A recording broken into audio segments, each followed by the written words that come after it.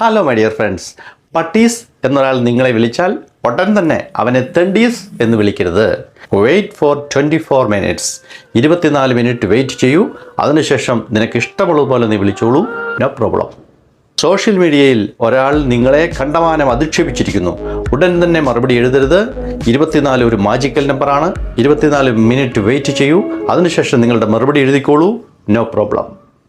ഇനി വീടുകളിൽ ഈ 24 ടെക്നിക്സിന് ഇരട്ടി ഫലമാണ്. കാരണം 2 വിരുദ്ധ ദിശകളിലേക്ക് പോകുന്ന കുതിരകളെ കെട്ടിയ തേരാണ് ഈ പല വീടുകളും.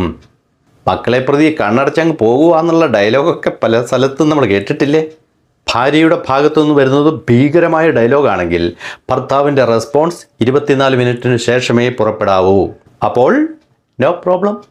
കുട്ടികൾക്ക് 24 സെക്കൻഡാണ്, മുതിർന്നവർക്ക് 24 മിനിറ്റാണ്, വലിയ നേതാക്കന്മാർക്ക് 24 മണിക്കൂറാണ്. ചില ബുദ്ധിമാന്മാരായ നേതാക്കന്മാർ എത്ര വലിയ പ്രശ്നമാണെങ്കിലും അവരുടെ റെസ്പോൺസ് കിട്ടാൻ അല്പം താമസിക്കും. ലോക നേതാക്കൾക്ക് ഇത് 24 ദിവസമാണ്.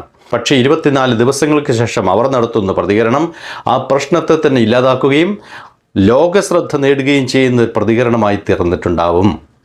ഉടനെ ഉള്ളിലുദിക്കുന്ന പ്രതികരണവും 24 മിനിറ്റിന് ശേഷം ഉണ്ടാകുന്ന പ്രതികരണവും തമ്മിൽ അജഗജാന്തരം വ്യത്യാസമുണ്ടാവാറില്ലേ?